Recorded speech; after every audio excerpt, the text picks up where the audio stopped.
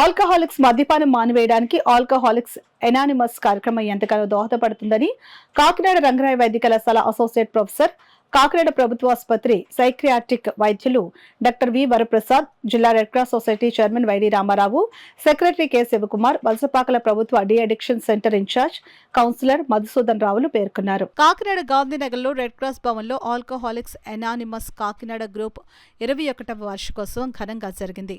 ఈ కార్యక్రమంలో కాకినాడ రంగరాయ వైద్య కళాశాల అసోసియేట్ ప్రొఫెసర్, కాకినాడ ప్రభుత్వ ఆసుపత్రి సైక్రియాట్రిక్ వైద్యులు డాక్టర్ వి వరప్రసాద్, జిల్లా red cross society chairman YD Ramarao, secretary K Sivakumar, వలసపాకల ప్రభుత్వ de addiction centre incharge counsellor Madhusudan Rao ముఖ్య అతిథులుగా పాల్గొని ప్రసంగించారు.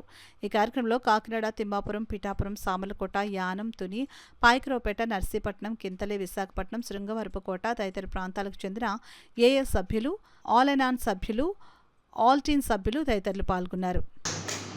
అది నా కంట్రోల్లో ఉంది అని ఎప్పుడు అనుకోవద్దు. నేను ఓకే ఒక పెగ్ తాగి నేను వెళ్ళిపోతానని అనుకుంటారు. అలా అనుకుంటానే అది రెండో పెగ్, మూడో పెగ్, క్వార్టర్, హాఫ్, ఫుల్, అప్పటికే అలాగే అనుకుంటూ ఉంటారు. లేదు ఐఎమ్ స్టేబుల్ అంటే ఒక రకమైన ఫాల్స్ అష్యూరెన్స్ అనమాట. మొత్తం వెళ్ళిపోయిన తర్వాత కాంప్లికేషన్స్ వచ్చాక తెలుస్తుంది. ఎప్పుడు తెలుస్తుంది? ఏజ్ వర్గం వచ్చి 2 రోజులు 3 రోజులు మానేసేటప్పటికి అప్పుడు మొదలవుతాయి విత్డ్రాల్ ఫీచర్స్. అప్పటికే మనం ఎడిక్ట్ అయిపోయి అన్న విషయం మనకు తెలియదు అప్పటిదాకా. చాలామందికి విత్డ్రాల్ ఫీచర్స్ ఎవరైనా ఎక్స్పీరియన్స్ అయ్యి ఉంటే ఏ టైంలో వచ్చి ఉంటాయండి? ఎప్పుడైనా ఏదన్నా ఫంక్షన్స్కి అది వీళ్ళు ఊరు వెళ్ళో దొరకకో, అఫ్కోర్స్ ఇప్పుడు ఏ ఊళ్ళైనా దొరికేస్తున్నారు వేరే విషయం. ఎక్కడికైనా వెళ్ళి కుదరకో, ఎవరైనా చుట్టాలు ఇంట్లో ఉంటే తాగితే బాగోదు కాబట్టి అక్కడ తాగేవాళ్ళు ఉంటే అది వేరే విషయాలు, మళ్ళీ పార్టీలు అవుతున్నాయి.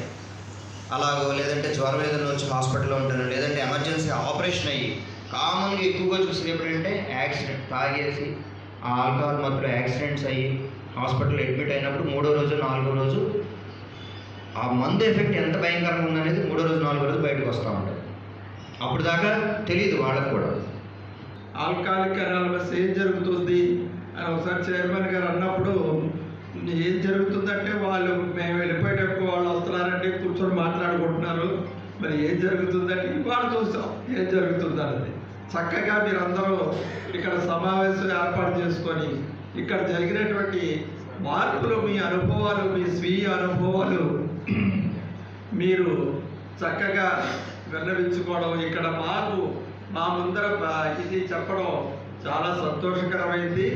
ఒకసారి ఆ పిల్లలు ఎవరైతే ఇక్కడ ఉన్నారో చూడండి, చిన్న పిల్లలు, వాళ్ళ ముఖాలు చూసి వాళ్ళల్లో కలిగినటువంటి ఒక విధమైనటువంటి భవిష్యత్తును దృష్టిలో పెట్టుకొని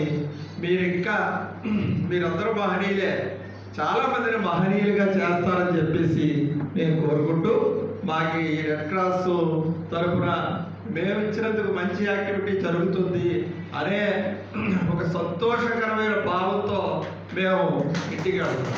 థ్యాంక్ యూ. అంటే నేను మిమ్మల్ని అందరినీ కూడా రిక్వెస్ట్ చేసేది ఒకటే, మా డి అడిక్షన్ సెంటర్లో కూడా ఒకటే నేను విషయాన్ని చెప్తుంటాను.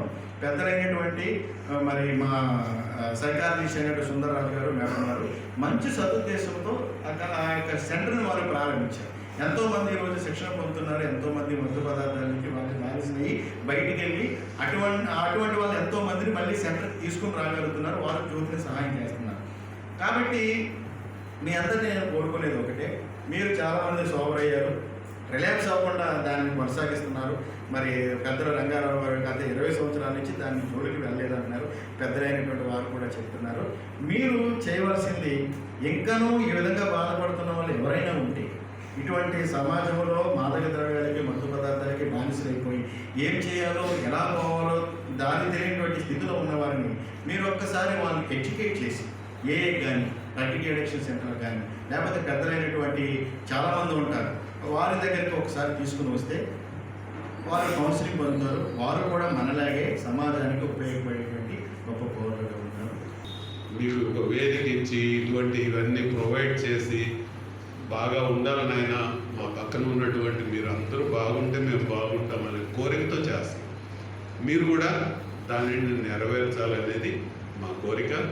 చాలా సంతోషం. మీరు ఎప్పుడైనా ఇలాంటి కార్యక్రమాలు చేసుకోండి. ఇంకా ఇంకా ఇంకా కొన్ని వందల మందిని, వేల మందిని మార్చండి. మంచి సమాజం వైపు వెళదాము. మనం మాత్రమే బాగుంటే సమాజం ఎప్పుడు ఇది ఉండదు. మన ఇంట్లో పరిమళం వెలిగించి బయటంతా దుర్గంధం ఉందనుకోండి, ఎంతోసేపు ఇది నిలబడదు కదా, చుట్టుపక్కల నుంచి వచ్చేస్తూ ఉంటుంది. అందుకని మనం అందరము కలిసి పరిమళాన్ని వెదజల్లే ప్రయత్నం చేయాలి. ఒకరు వెలిగిస్తే ఉద్యోగం, ఆ ప్రయత్నం మనం చేస్తాము. మన అందరము చేయాలి. చేసి ఒక సంపన్నమైన, సుసంపన్నమైన, శాంతియుతమైన, ఉపయోగకరమైన, ఆనందమైన ఒక మంచి సమాజాన్ని సృష్టించుకుందాం. ఆ అవకాశం నాకు కలిగినందుకు, మాకు కలిగినందుకు చాలా సంతోషం. Thank you.